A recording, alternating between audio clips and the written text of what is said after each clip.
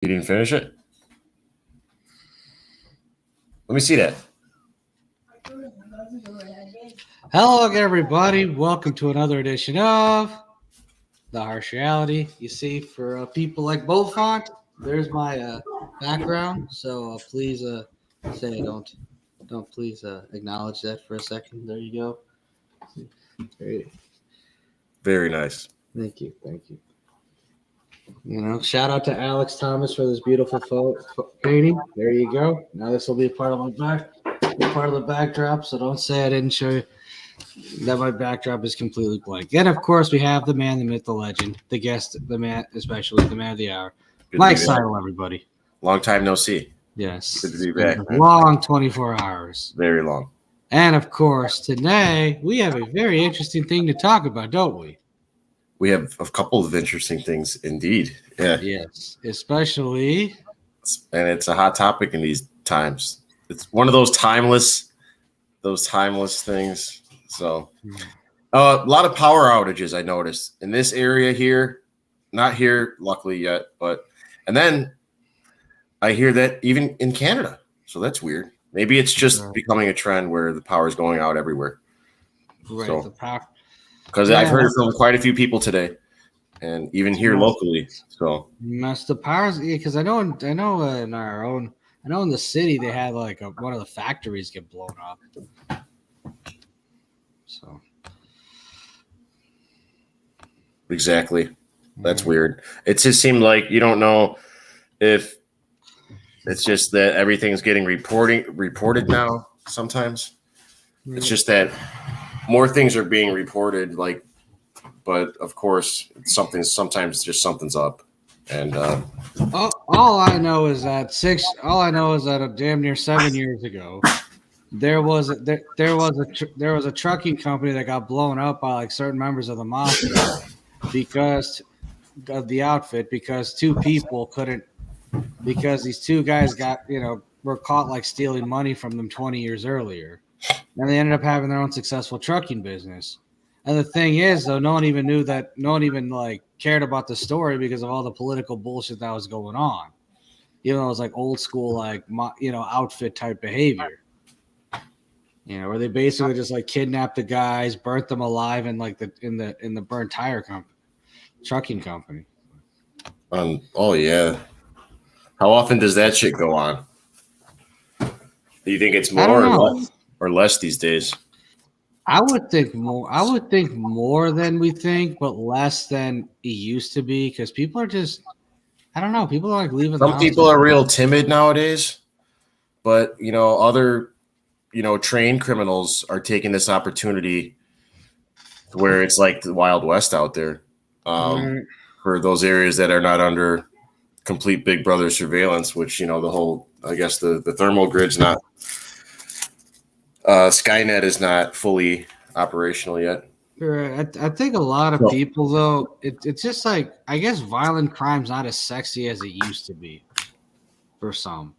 That's what I've also noticed. Like when people, of course, it's not as profitable, right? But at the same time, though, you go do, you're carrying a gun around and doing an armed robbery and getting an I bond. Right. So somebody like that in that frame of mind is going to take this opportunity. You've heard about the purge, right? You know that. I mean, we live here, so I mean, it's a lot of that is crazy. It went to one-man cells a couple of years ago. A place that was the largest single housing prison unit in the world. Yeah, Cook County. Tens of thousands of people in one location, and then just all of a sudden overnight turn it into single-man cells. Saying, we have this big threat. Let's just clear out all the Jeffrey Dahmers. I know. Let's just clear out all the fucking Machine Gun Kellys. And you know what I'm saying, dude? Seriously, let's clear out all the Al Capones and see what happens. So we got a lot of that going on at the same time. That's why when I'm talking about this martial law, I mean, it is, man. You could have a crazy person in your house threatening to burn your house down. The cops get there and they'll go, well, you got to take care of that yourself. Yeah, literally. Like you could have a crazy uncle or something, and let's say, well, there's nothing we can do until they stab you. or something. That's how it is now. They want you to take care of your own. And so that's what we're under right now. Things are changing. It's like that transitional. Right. I mean, it doesn't even surprise me at this point because it's like one with the new law that was enacted that started in January, where basically violent crimes just go violent offenders. Most of the violent offenders don't even have to post bail to be released. That's what I'm saying. Thank you. Thanks for clarifying that. Right. Yeah, you're doing severe shit that you'd be facing 20 years in prison, and you're walking out with an I bond. Right. Or at least even if you're now going to spending 20 years in prison, you have to spend like at least months and days in jail before court instead of just being. Oh, absolutely. Or post a significant bond. Right. Absolutely. Yeah. Absolutely. But I mean, the whole thing is just a clusterfuck. But then again, if you know what I don't understand, how come I don't see more like IT people being held at gunpoint? Because like, if you want to rob somebody nowadays, you have to basically be a hacker. If you don't have skills to hack, you can't rob anybody these days. Not significantly. It's going that way more and more. I mean, maybe you can rob maybe you're like that one robber in Long Island where you like have to rob 10 banks for $38,000. But at that point, that's not even. That's just too much time and effort. Right. So, I mean, shit, I would just like put a bunch of IT, not me, because obviously this is horrible. But if someone had that mindset to just rob people, they should just come to blazing, put. Yeah, like when it was all cash, cash and coins. People safeguarded against that by putting it in the bank. Right. Because if somebody knew that you were holding $1 million in your kitchen, you'd have the lowest of the low in the community with no conscience coming to kill you for your money, for your monopoly money, because so the bank gave people the safety net to where, and they insured your money up to 90%, I think it is, or something like that. That's why they only stored like 1% of like the actual money in the banks to keep everything safe. So fictitious things don't last that long unless they have a record for truth. It's like they can't make a fiat money system last unless they're actually backing up these people's notes, these treasury notes. They have to actually back it up, or else it wouldn't work. Well, the thing is, the reason they're able to back it up is because people actually still believe in the bill. Otherwise, there'd be nothing to back it up like decades ago. They're the middleman. They're the middleman for the people. Right. It's yes, absolutely. Right. And that's the crazy thing about all of this. It's just about all of it. That's why it's just nuts, because it's just like I said, since everything's online, that's why I'm surprised that more like IT places aren't held up at gunpoint. You put it at some hacker. You put a gun at some like software developer's like head, and then you ask them to like hack into a certain system within a certain amount of time, and if they can't do it, then come. Now, I'm not saying you should do that. No, you shouldn't do it. But I'm saying like if someone had that, because that's sick and that's wrong. But if someone had that criminal mindset, they'd probably do something like that. I mean, yeah, just so many safeguards. Right. You get them the info, and then they still have to, whatever that you're demanding that motherfucker get you, it's still got to work. Like, what would be an example? Bank account access to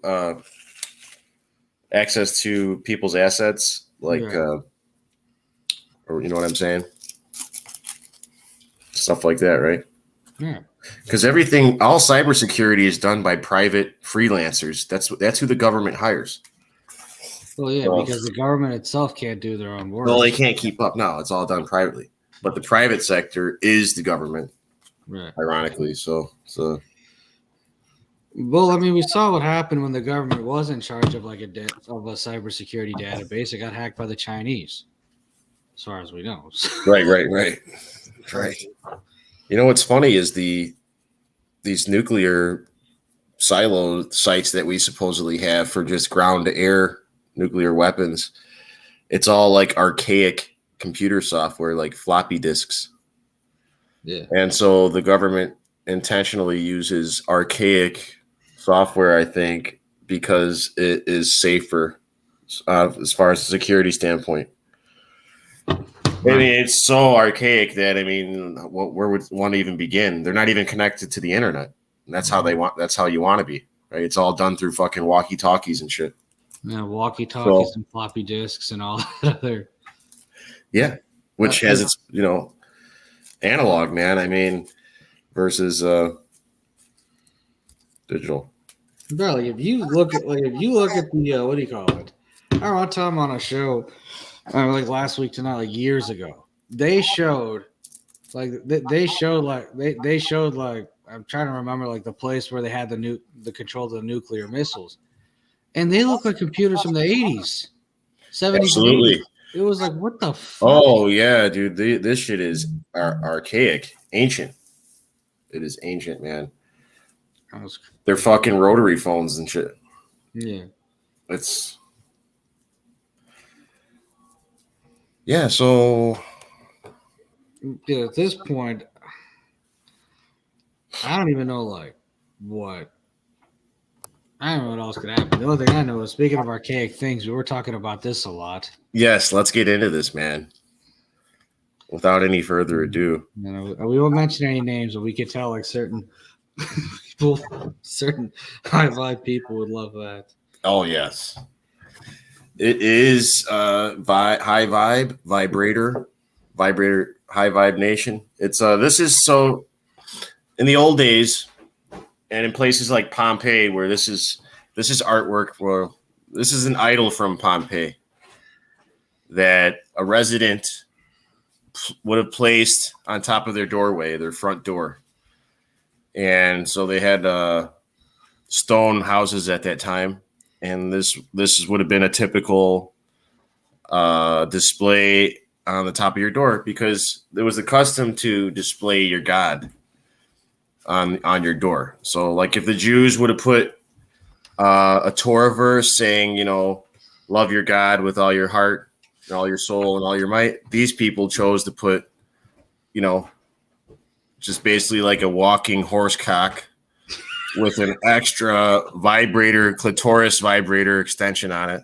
And I don't know what that's like, the evil eye looking back at it, or something very, very interesting. And we could see where their minds were at in Pompeii. That definitely explains it. That definitely explains the Roman bats. Right? That would definitely explain that. Yes. There's nothing else. And I mean, I don't judge people's lifestyles, but that's just weird. Yes.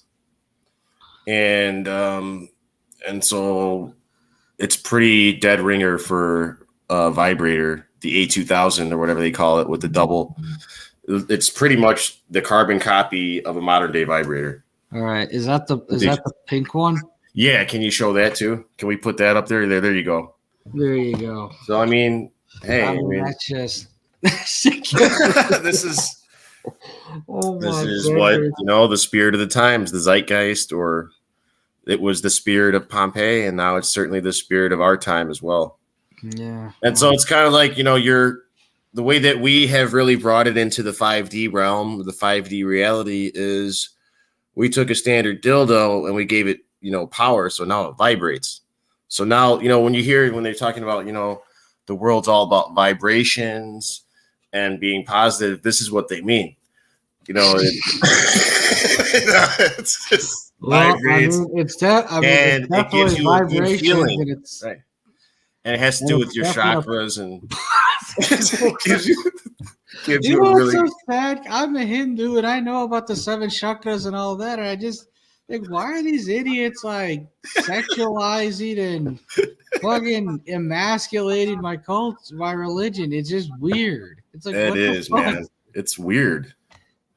And they're not even ashamed, man. They love it.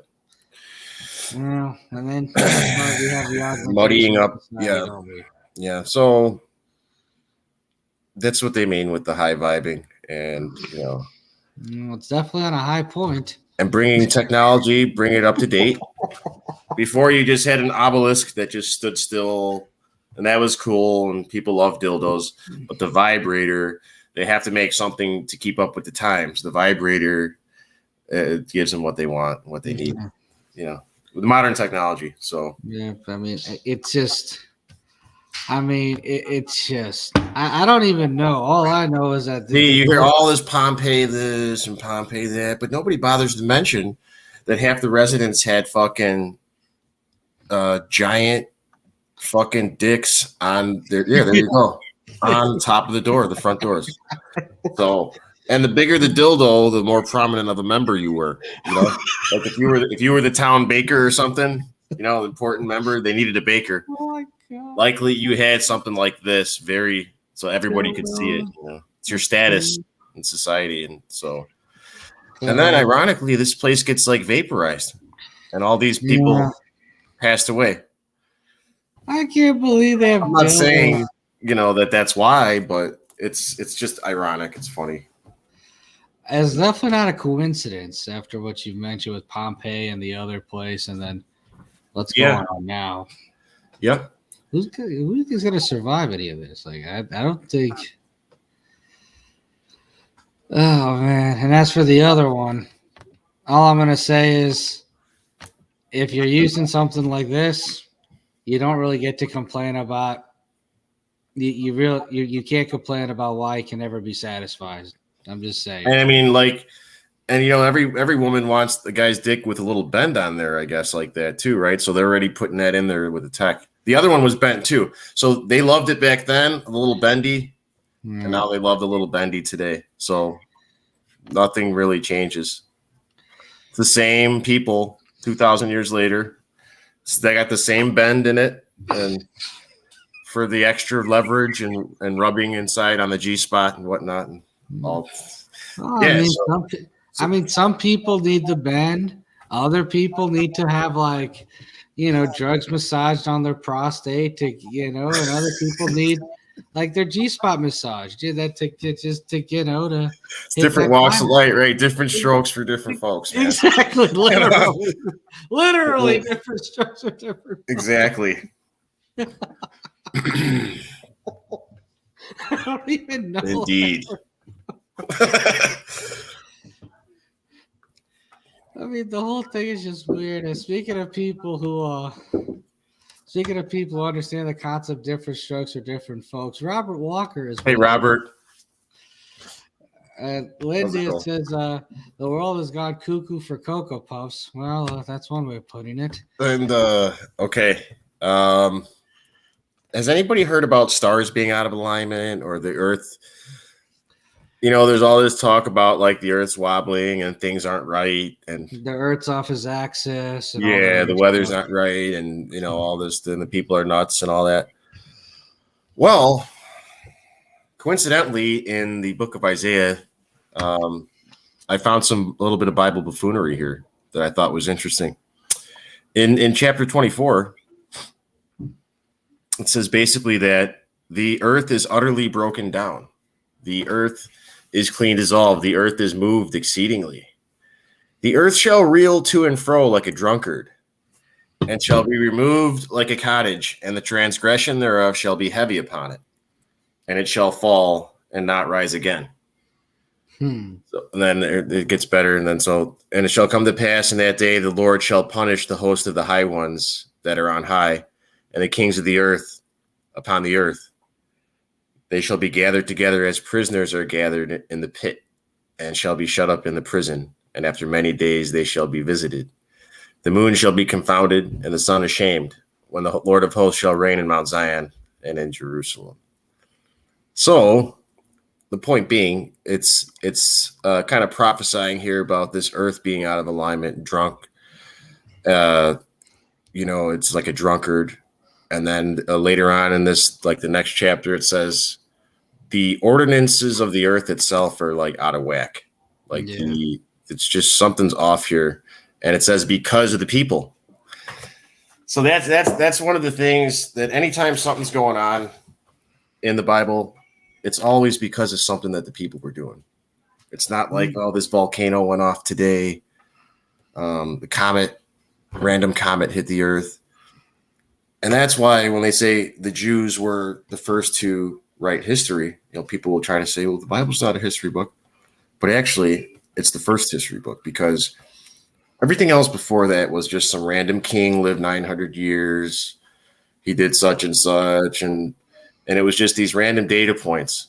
Okay, we had like Epic of Gilgamesh. You had this event. You had that event.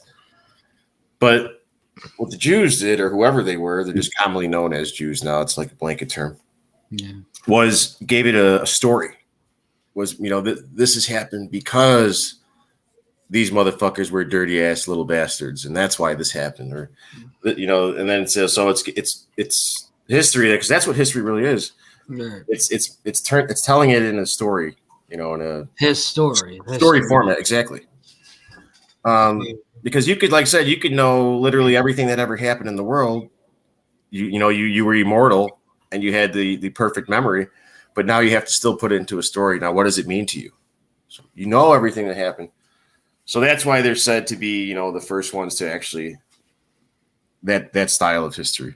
So, which is rather ironic. That's in the Bible of all places because which is such demonized. Yeah. Right. One, it's demonized, but two, it also sounds a little bit of the Hindu concept of karma, of whatever goes around comes around. Amen. And but yet somehow the Bible is like the first book, the first Western book that talks about that. Right. That's why it's weird. That's why it's so fucking weird. But then again, Jesus did go to India for about, I don't know how many decades. So there's also that part of the story. That's what I think makes the Bible unique is that I don't think it ever claims to be. It's pretty clear that it's an amalgamation of, different religions. And it's not limited to sunshine and rainbows or all doom and gloom. You're getting a little mixture there. You're getting both. Well, if you had religious text that was all perfect, that was all true and just like, flawless, then you'd be getting more of a biased,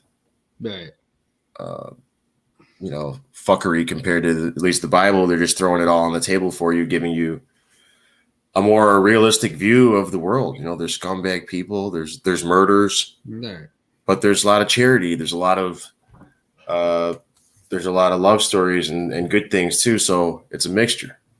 Right. Absolutely. So that's what makes it, unique. And that's why I think that it's been chosen as, to be kind of the code book or the playbook. It's been said it's kind of a playbook. Well, to be fair, what were we going to say before I mentioned an interesting point? Just that that's why, from 1611, like pretty much as soon as they were able to mass produce something like that, they did with the printing press. And there's a reason that it's just lasted this long. There's certain things that it makes no sense for you to revise it. Why would I revise the Declaration of Independence? Is there really that much more I can put in there? Or can somebody just use fucking common sense? And come on, we can't use common sense. I mean, in the Western world, no, we can't do that. Yeah. In other countries, in the Eastern countries, the good separates itself from the crap one way or the other, or the people with common sense separates themselves from the people without common sense, or the people with decent luck separate themselves from the cursed. I don't know. But whatever the fuck it is, there's a separation at some point. Whereas in the Western world, it's like, I don't know. But what I wanted to say is that the Bible isn't a book. The Bible is a series of books in one book. That's another thing that makes it. I think that's the strength of it. You're not limited to one author's or one time period, right? So 66 books, right, that were chosen by. Through over time, you had the Tanakh that was the Pentateuch that was agreed upon, then the Tanakh was agreed upon, and then the New Testament was slapped in there, and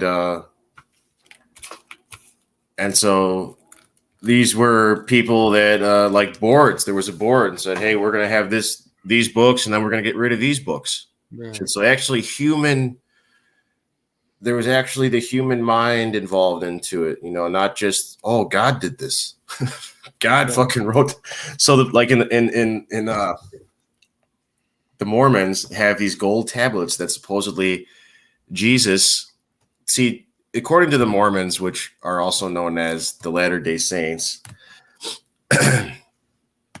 they believe that Jesus did a second coming in the Americas, in the North Americas, and they believe that the finger of Jesus wrote on these gold tablets, and that's what's in the Mormon temple. Right. And so it's like, it's not something as insane as that. It's a Bible that everybody knows that various authors contributed to. Another thing that makes it unique, it's not like they're claiming that God wrote this and handed it to you like this. No, it took time. It took the Council of Nicaea. It took, the Sanhedrin before that. And it took whatever, the Levitical priests in the beginning. And then it took, so that's just another thing I wanted to mention. Yeah, you're right. I mean, it's not one book at all. It's really not. Right. And the only reason I knew that was one, because certain live streamers used to talk about how the Bible was many books in one. Exactly. And two, not to brag about my broken Spanish, but in Espanol, library means biblioteca. Biblio, Bible. There you go.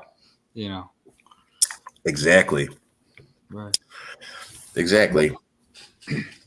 Right. And that's just. But that just goes to show you like how much things stay the same and how much things change. But not to make the Mormon about racism or taking credit for melanated people, but the original people who actually first people who started saying that the Americas were in Israel were the Moorish. They were the first ones that actually believed that stuff before the Mormons did. That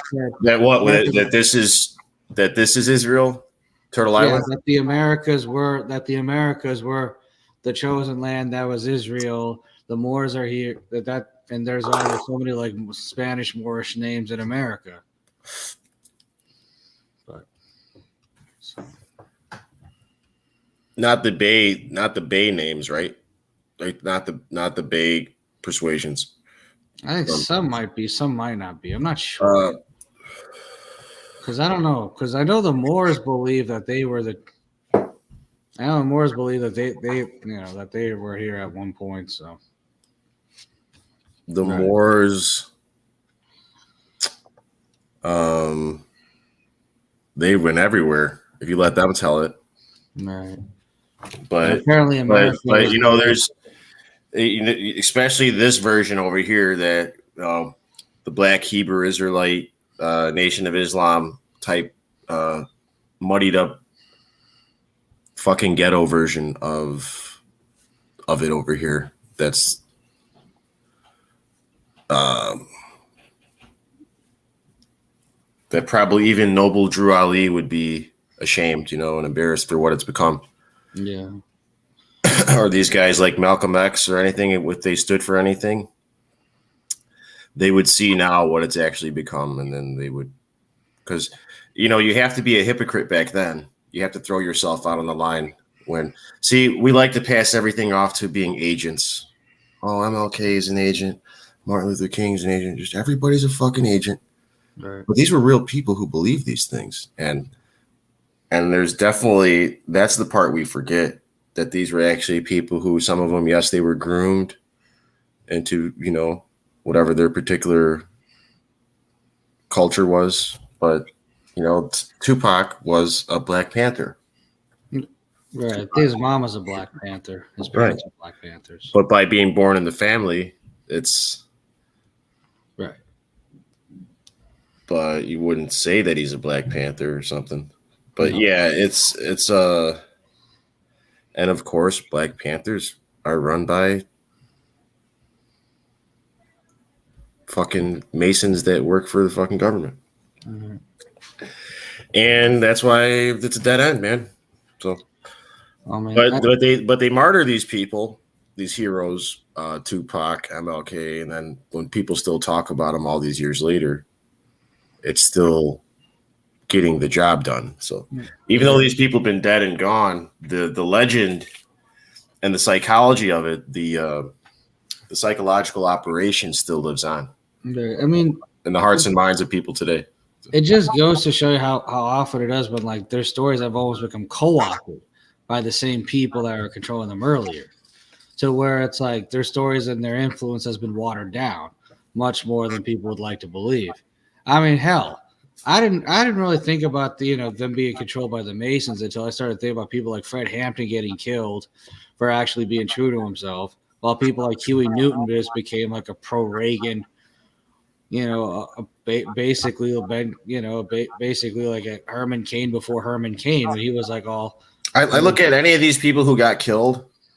I mean, we don't just died of a stroke. We don't always know the details, but just in a general sense. Well, supposedly Fred Hampton died in our old city. Yeah, it's when you start stepping on toes. I mean, not Hampton specifically, but it's when people start stepping on toes, and I mean, unless it's some corporation just hunting down, protecting their assets and just fucking killing somebody. It's more of people that just try to have their cake and eat it too. I don't think there's too many people who are just coming up with original ideas that are getting picked off by snipers. It's people who have connections, who want to pretend like they don't. Right. Basically bite the hand that feeds them type thing. And so if you look at like Black Wall Street, and I think like there's a song "Drop the Bomb on Me" or something like that, and I forget the group. Is that from the 80s? You dropped a bomb on me. Yeah, it's 70s, I think even, and it's "Drop the Bomb on Me," and it's by who the fuck is that group? Can't think of them. Anyway, the song's not. It's not about some chick that dropped like really showed her stuff or something. It's about fucking people that got bombs dropped on them. Apparently, Black Wall Street. And I first heard of it from ODD, which was an old Flat Earth channel. No. That did a special about this song and how it's really about this event that Black Wall Street, where they killed. There's a name of it where they actually wiped out this black neighborhood that was trying to start their own bank. But the funny part is there's clips of like these guys before they died coming out of like meetings and stuff. And they look like it looks like fucking Jekyll Island all over again. So I think it's when we try to like go one up these people by using their same system is when they get X'd, because it's like you're acting like, your shit don't stink or whatever, while you use all the techniques that we taught you as a slave. Like, we made you, motherfucker. And now you think you're bigger than ever. You think your shit don't stink and that you're going to save the world or whatever, or go rogue or something. And that's when they get snuffed out, and rightfully so for a lot of them. And like I said, when Lenin was a fucking little bit deranged. He was a radical socialist. John Lennon there's a very famous interview. There's a clip on YouTube where he's giving his opinion about the world. And he's fucking serious as a heart attack.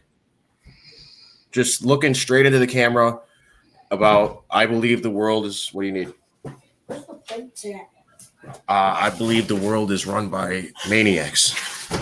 Evil maniacs for maniacal ends. And he's serious as a heart attack. And when you believe shit like that, somebody of that caliber, of that talent, one of the most, if not the famous band ever, the Beatles, right. Someone of that caliber to think like that is dangerous. Yeah. That is like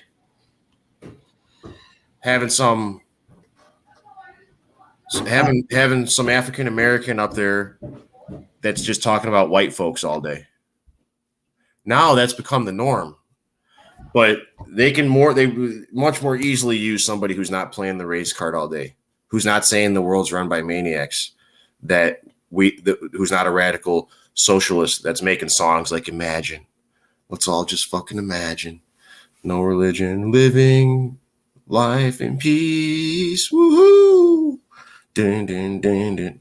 It's like this spell of like they want you to feel like a victim, but they're really like still little spoiled brats, little chip on the shoulder type, and you see it in the lyrics, Tupac lyrics. Right. We know the judges don't like us. This affinity to his mother, this big affinity to his mother. In Jamaica, it's like a matriarch, right? Right. Where I believe so. You say something about somebody's mother, it's on, dude. That's like the highest form of disrespect. They're up their mother's ass. And that's might have to do with where a lot of people in this country get it from. You can never fucking say and do anything about their mother. The mother's first. Fuck daddy. They don't even know their daddy, but mommy. Oh, yeah. So, but anyways, you see, eventually it comes out in these people's lyrics, and it comes out in their art, and it comes out in their interviews of what they actually do. So, not enough to cater all ages. Go ahead, brother. Sorry. And no, for the Gap Band, it comes out in their own music videos. Look at the stuff they're wearing. That's the band. Thank you. And well, they remember. Yeah, they made that stuff exactly. Obvious, right? That's another right. There you go. Boom. It's in the video. I mean, the video confirms such, thread of train of thought. So, but that doesn't. The clothes they're wearing.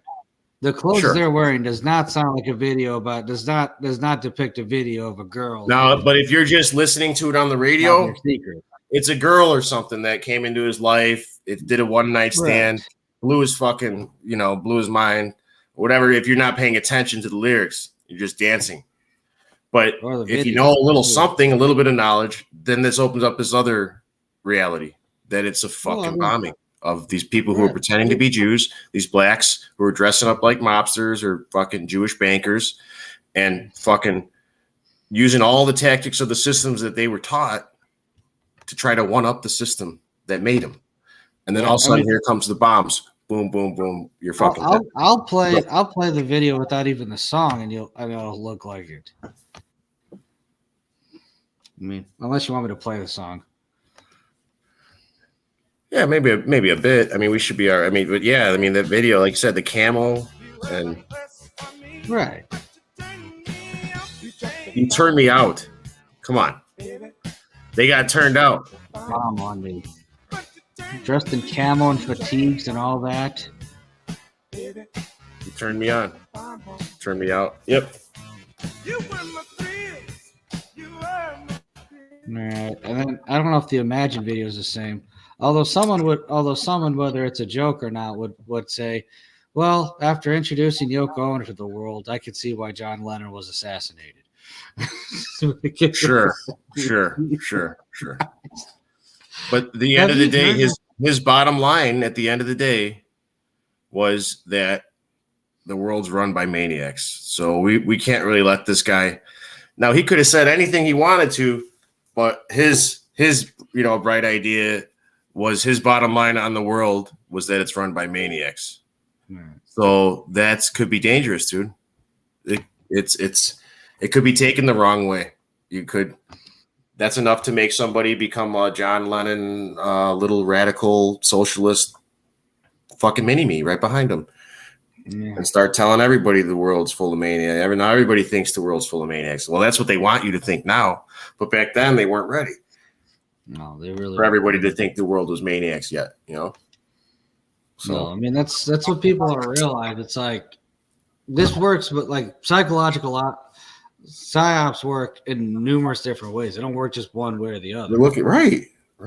People don't get that. Like the guy who they put on the stand, who killed his fucking kid and his wife, the red-haired guy. It's on the news. But like they I mean, at first it's like, oh, they want people to be ignorant. But no, they also want people to be sitting in front of a screen, yelling, crying, whining, and bitching and complaining about the world all the time. They want that. They want people to be honest about, I turn the world, and then they complain that nothing ever gets done. That they want that. Which brings us to Psychosis running out of steam, Right. or the steam running out of Psychosis, or these live streams, these live streamers, and these YouTubers, these Facebookers, and these Instagrammers of the truth or persuasion, of the rabbit hole persuasion. They've just, even the esoteric persuasion, that fake esoteric, they've run out of steam. And some of them are still going and going and going. And it's like watching somebody that doesn't realize the war's over and you lost.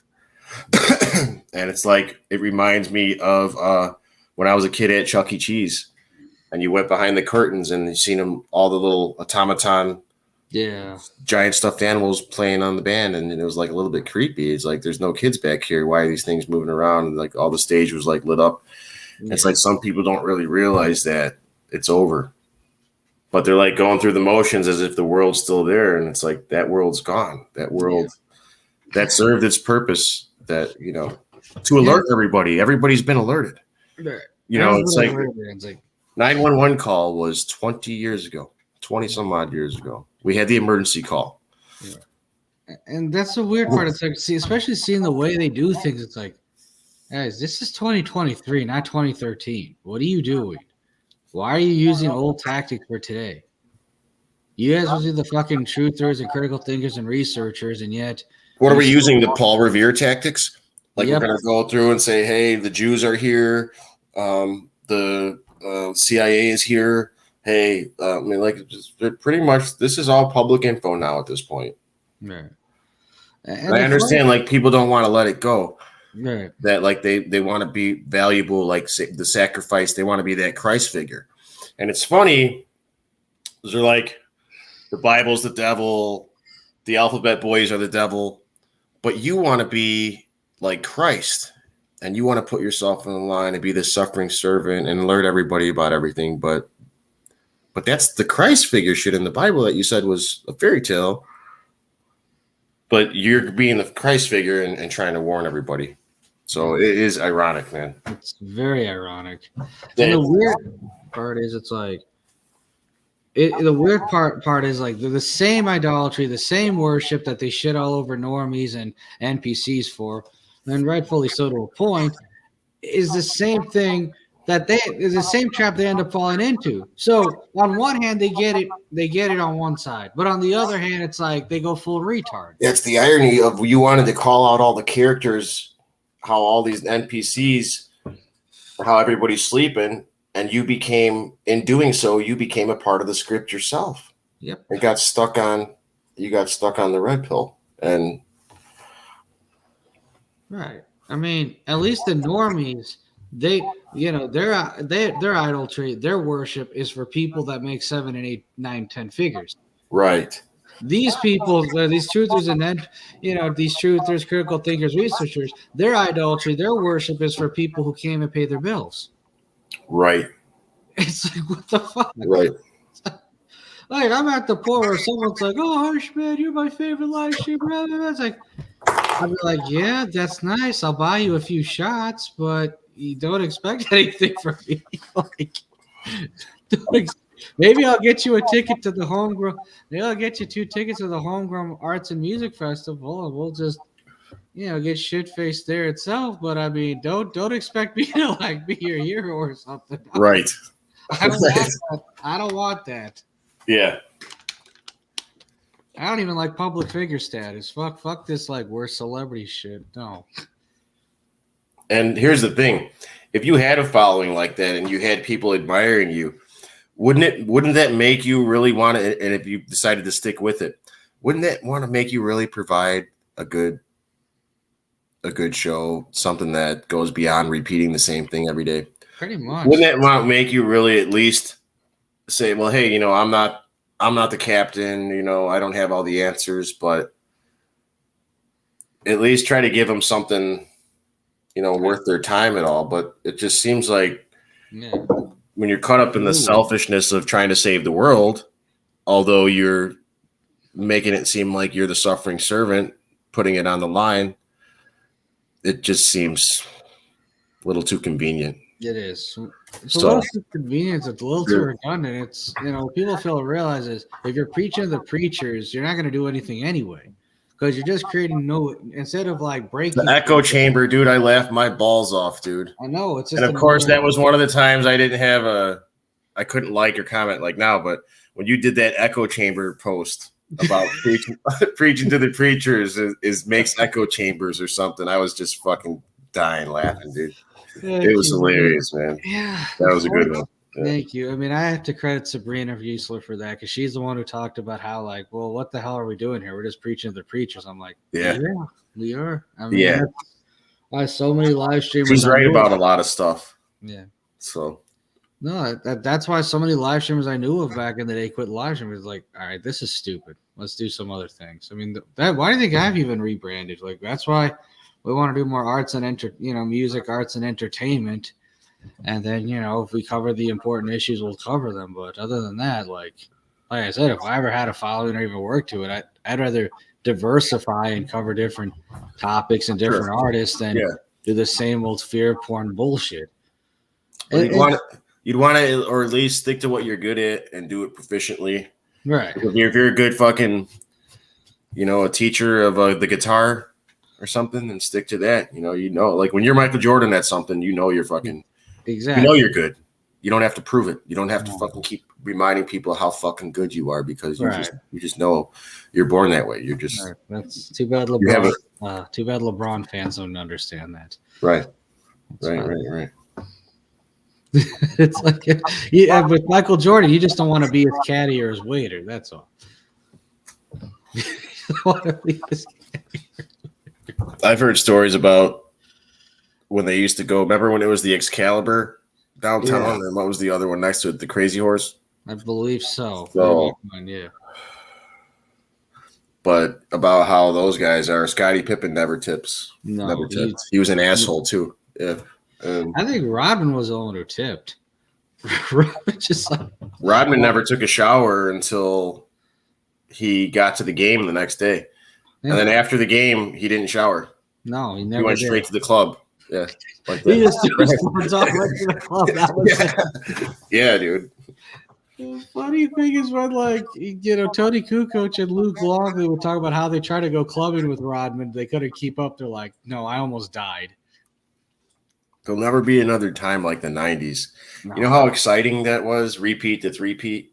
Yeah. And seeing that as a child was just unbelievable, dude. Just the people beeping the horns, driving down the street. It was just exciting, man. It was so much fun. God, it was like the best team for the best decade. Yeah. Even the Paxson. I remember the Paxson one. Yeah, I was so little at that time when he hit that three-pointer. Dude, that was the funniest finals because it was like it was the most memorable one for me because one of my family friends at the time was from Phoenix, and he was waiting all his life to see his sons come back to the finals. I'm like, you poor man, you poor man. You're not gonna be happy. And they were great, but all those teams were amazing that played the Bulls. Yeah. Every single fucking finals, they played an amazing team. All those. How about Utah and the Sonics? Didn't they play the Sonics one year? They played the Sonics. Sean Kemp and Gary Payton. Yeah, they played. Yeah, a lot of great teams. Detroit. Yeah. Detroit, Portland with Drexler and Kersey and some of the other and Porter and all this. Man. Yeah, man. You were spoiled. It was fun to watch, basketball back then. Everything was better back then. Games were better. I mean, obviously, people are going to be biased and just say, oh, it's better back then. But, I mean, certain things definitely were better. Well, I mean, it's not even debatable. With most things, just the older, the better. Right. Just the way that it used to be, just by default.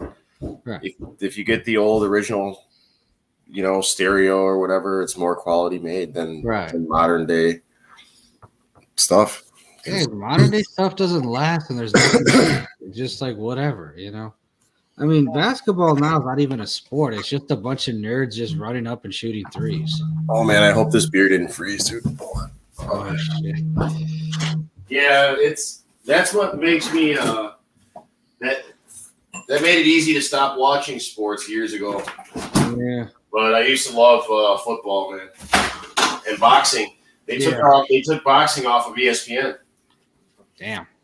That's the thing. It's like, as someone, even though I like numbers and stuff, it's like once sports became too much about the numbers, it just like lost its like path. Like it just lost its interest. When they start changing the rules too, right? Some of the rules are not consistent with an exciting game. It's like they changed the rules and they made it about spreadsheets and about what works on a spreadsheet instead of what works in an actual game, and it's just like, well, what's the point of this? But that's life, Then again, watching games is as redundant as like trying to be Paul Revere online, talking about, well, they control everything we do and say. Well, if that's the case, why are you live streaming then? Because you're doing it by force anyway. Yeah. Some of these people, Yeah. I'm not having all that about how the devil language, the angelic language, I tell my, I'm my own fucking captain. If I think it's a good language, it's a good language. Right. There's nobody fucking controlling me. I'll use whatever the fuck word I want to use. I don't give a fuck. It's a funny thing. What are you gonna do? You say a certain word and 3 times, and they come get you in the mirror. Right. I mean, it's like Beetlejuice, so they get you, right? Is that what they think? I mean, no, it doesn't work that way. It's just stupid about these people. Like the people who say that, oh, it's a demonic language, evil language. They can only speak one fucking language. It's like these people are well versed in like Sanskrit or fucking Latin or anything. It's just like, oh, they speak English and that's it. And then they want to talk about what's a demonic language or what isn't. It's like, I can respect someone who says English is like a colonizer language or whatever if they speak at least like 3 different languages. Otherwise, I just don't want to hear it from the monolith. Yeah, right. It's like start at least attempting to learn like the etymology of words and stuff for the English. Right. The meanings. At the minimum, yes. If you call yourself a researcher and you can't even learn the etymology of words, then you're doing it wrong. Yeah. I mean, and then, yeah. So I'm not buying all that shit. And to me, it's like, it's just as good as it is bad then. So I'd rather have a language like that goes both ways and think about, of course I'm biased because it's the only language that I'm fluent in, so English is, to me, of course, it's going to be the best language. But to me, it does, though, seem factual as far as the amount of information that can be put in a small sentence in English. In many languages, when you try to translate the same sentence, a lot. It's the whole paragraph. And so in that sense, I do think that the English language is action-packed. Powerful. One, it's a lot longer, but 2, it also comes out to a different meaning as well sometimes. When you do the translation of the same sentence.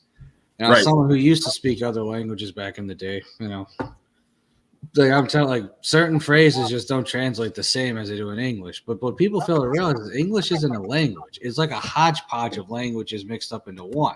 Because like it's part Latin, it's part German, it's part Greek. And they take different words from different languages. That's why English is the way it is. Exactly. And it reminds you of like the bibliotech there with the Bible. It's just they're taking all various.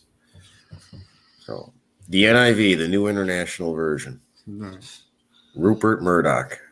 Wasn't that a trip though, dude? Yeah. Isn't that a trip? That is a trip. Rupert fucking Murdoch of all people. And then for that to become such a liberal favorite for the Christian world, basically the Bible of the modern Christian world, and then he's the conservative. Well, leaning made out to look that way, but he's really, because Fox News is the only one that was conservative at all, and that's the one he owned. So it's just ironic, man. You can see how that just shows you how you play both sides is the best way to play it. that dude's not hurting for money. No.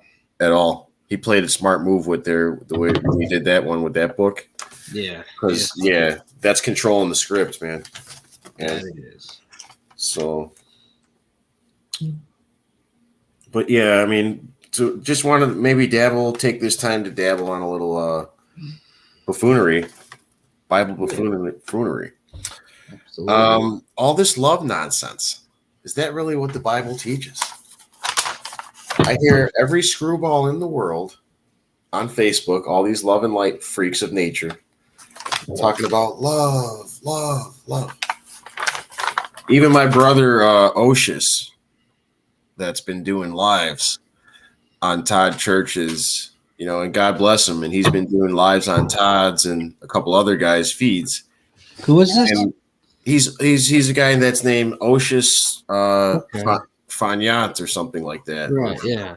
He's an older man with gray hair. And, he wears the goggles and shit sometimes and the hats. Yeah. And, he's been doing some lives and whatnot.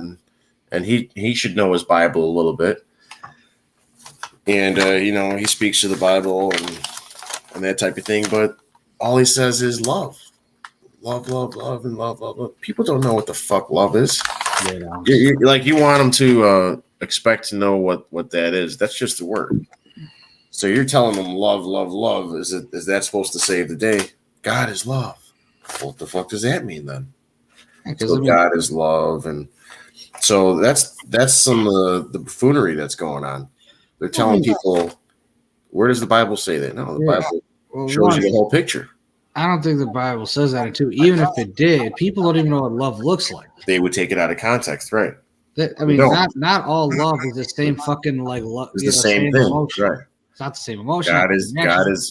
God is also death, right? And you can love somebody and still have to put them to bed and still have to put them to sleep. Still have to put them 6 feet under. Yeah, right. People don't realize to take them out. Yeah. This whole love. We got to be caressing, but no, not necessarily. No. Tough love means kicking someone's ass if they need it. So that's the first part of the buffoonery. Second part is this reincarnation. I don't know on the Hindu beliefs or many of the. I know that reincarnation is a theme in a lot of the, depending on the interpretation. We have karmic debt and all that stuff. I mean, reincarnation can happen, but you don't want it to happen. You're just like, look, I'm on Earth. I just want to do what I have to do, get the fuck off. So what I'm saying is that's not even taught anywhere really. So, you got like texts where Jesus is saying you live once, or you die once. Man is appointed, the time to die once. Then you got the book of Job talking about how man is, it's a temporary thing. And so it's pretty clear that nowhere does the Bible teach this reincarnation thing. Only in the sense of metaphorically that you will be reborn, your offspring in the future, in a golden age. Like if you were cryogenically frozen, right? Because you were such a good old boy, and they wanted to bring you back, right? Okay. So they bring back your genetics, a couple of your children or whatever, and then you just become like an immortal in the kingdom, right? Right. They bring you back all ready for God's wedding, the supper feast. The war's been over, and it's just the family. Everybody else is dead. All the goys are dead, and it's just the Jews that's been reincarnated after they've been cryogenically frozen. And what kind of scene is this? But like God being magical though. Wait, the family's the only alive. Is this from a battlefield? The family being the only alive and all the goys are dead? Yeah, so that's basically the Armageddon or the last, hurrah. There's going to be a war and a wedding feast at the seventh trump. Wow. 6th, 7th. And after that time, the Antichrist is destroyed. The Antichrist army is destroyed.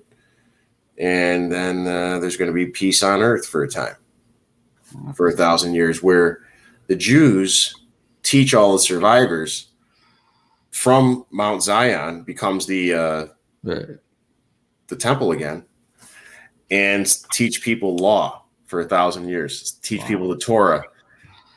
That's what they believe, that the Torah is going to be taught for 1,000 years in the millennium to all these people who said it was bullshit, and it's going to get rubbed in their face forever. So that's what it's saying when it says that the nations will flock to Mount Zion to learn the law of Jacob and all that. That's what it's talking about, those 1,000 years. Right. When Satan's going to be bound, the Antichrist be off after he does his thing. The Antichrist is doing his thing right now. Ahriman, the destroyer. It's not really necessarily a bad thing. It's only manifests its way that way as a trick for those who fell for the trick. For those who are on their way out, if you're dying, then yeah, you're the one that's been got the wrong end of the stick. You're the one who got deceived because you're prematurely dying. That's what would just happen. It would be an example of, right?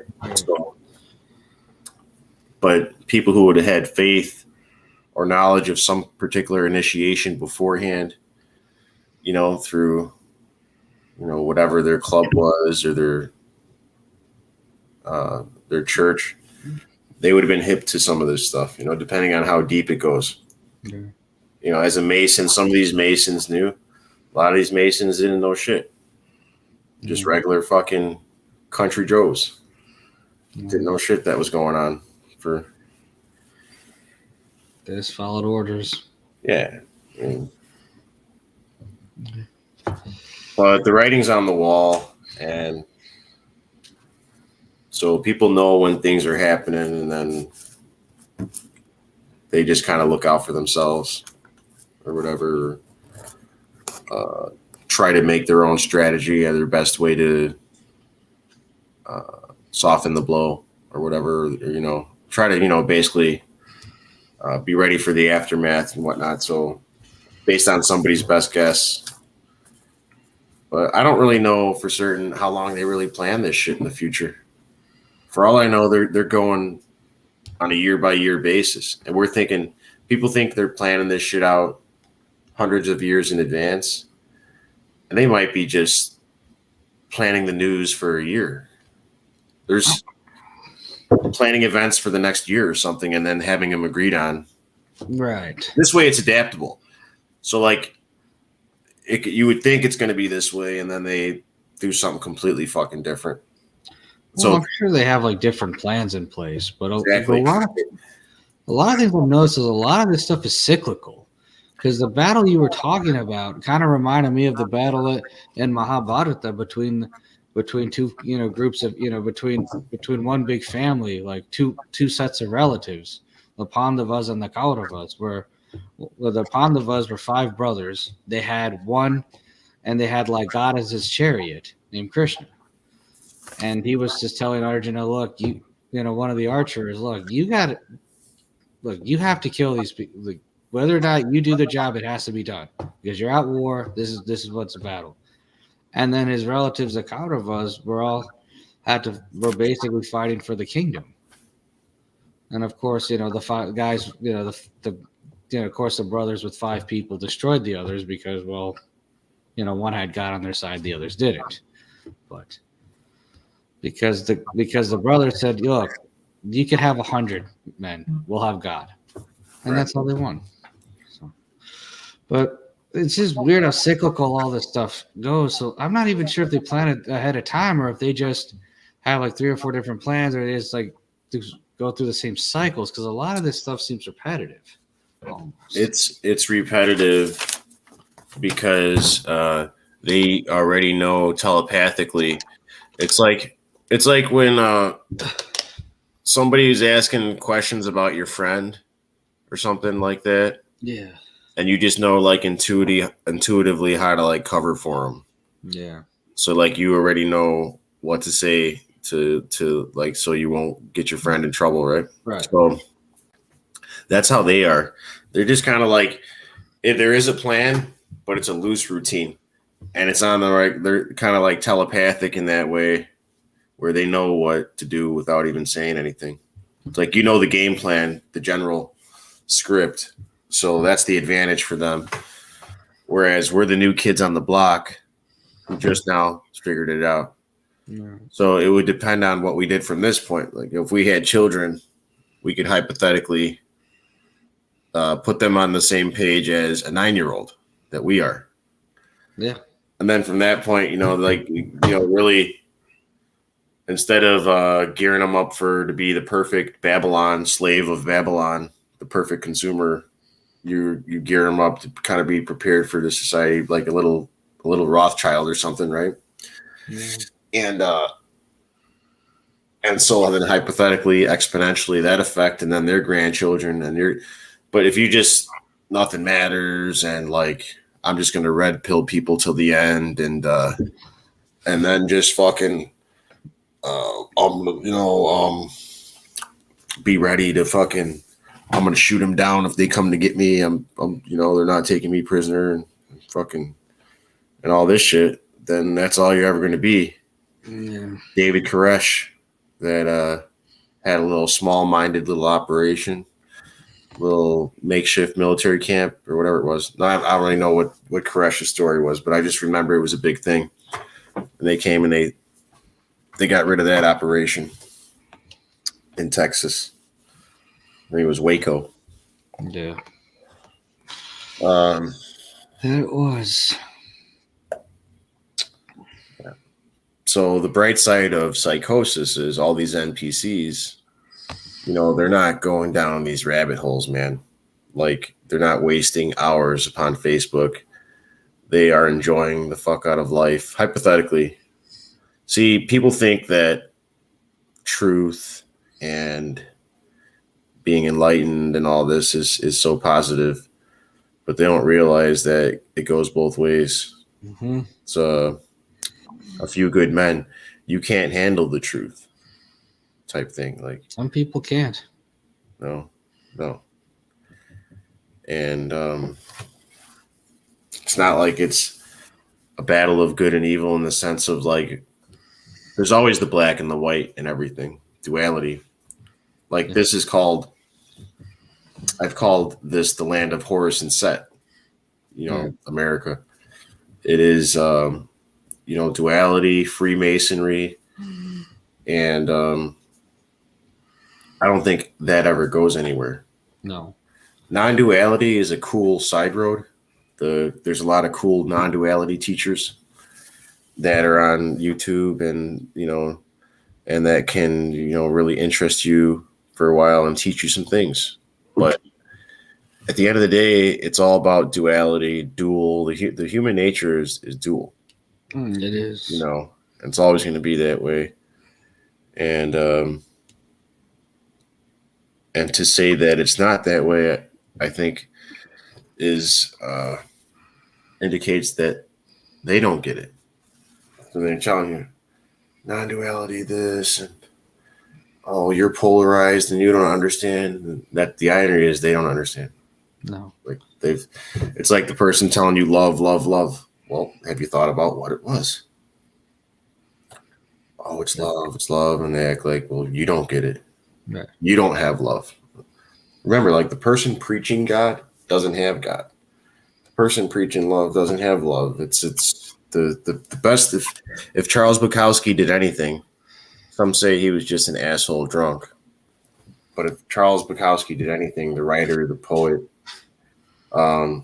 he wrote the poem. Maybe you could pull it up. It is The Crowd, I believe. I know that if you, Genius of the Crowd, it's called. That is a masterpiece, man. That really says it all. It really does. It says it all. And that really breaks it down. It's so good. Let me see the share screen. I wonder if we could play the audio on it. It'd be cool if we could play the audio on it and not get popped for it. It is classic.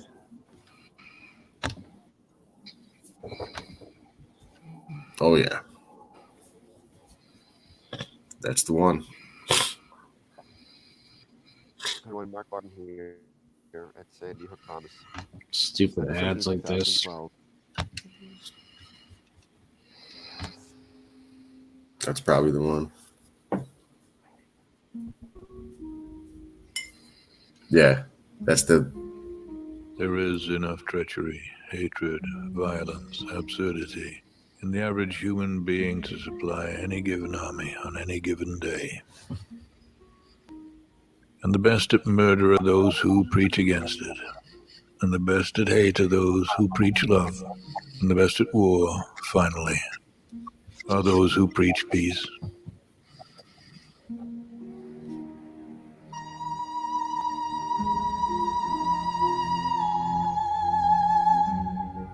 Those who preach God need God. Those who preach peace do not have peace. Those who preach peace do not have love. Beware the preachers. Beware the knowers. They are afraid of what they do not know.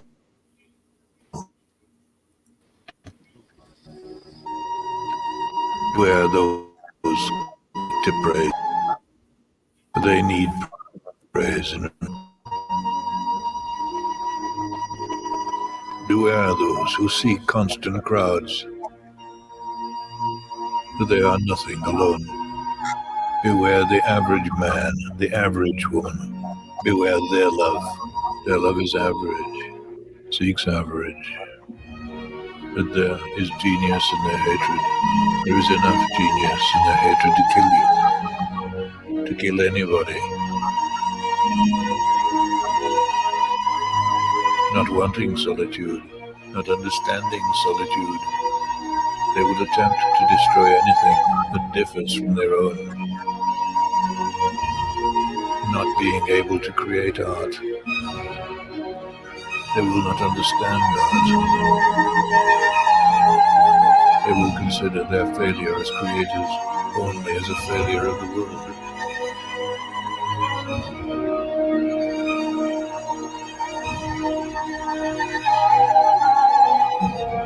Not being able to love fully, they will believe your love incomplete. And then they will hate you. Their hatred will be perfect, like a shining diamond, like a knife,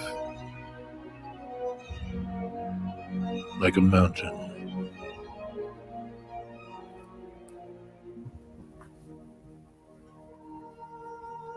Like a tiger,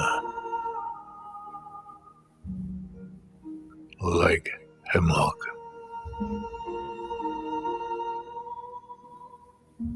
Their finest. Right on. Yeah. It's a classic, man. He's got some good stuff. Charles Bukowski. I actually like the movie. Matt Dillon plays him in a movie. I think it's Lily. Is it Lily Taylor and Matt? Or Lily Tyler? Lily Tyler and Matt Dillon. Factotum. Factotum's the name of it. Excellent film. Factotum. Yeah.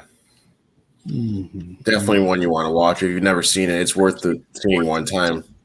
Lily Taylor, Marissa Tomei, and Matt Dillon are all in that movie. Right. Yeah. It's a good one. All right. We are at the 8. We are near the start of we're almost at the 8 o'clock mark. This has been fun. Yeah, man. You want to stick around for Friday's headlines today? Yeah, sure, brother. All right, cool. I'll send you the Zoom link, and then we'll definitely have some fun with the show. Definitely. Yeah, it'll be fun because, you know a lot about religion, and my co-host Scott Saunier also has like a degree in theology, and That's he's also awesome. read in the Bible. So I think you two would That's have a so very cool. fun conversation. Oh, he's right. That's cool. Yeah. That's I mean, sweet. it might get a little heated. I don't know, but it'll be fun. I'll be happy to moderate. So, yeah, let me send that to you, and then I guess we can continue the fun on the Crayola Psychosis. Perfect. All right. And on that note, this has been another edition of this Harsh Reality. This is Harsh Met signing out. We thank our guy, the Mason himself, Mike Seidl, for joining. Thanks for having me, man. Of course, anytime. This is fun. We're having a lot of fun. This has been a good one too. This has been another good one. I'll have to do this later this week or sometime next week. Oh yeah. But you're going to be on in about a few minutes with us, so there you go. There you have Yeah, it. we'll do it again though for sure. We'll definitely. All right. So you'll also be joining us on the CSHR news. So we're going to have a lot of fun with this then. All right.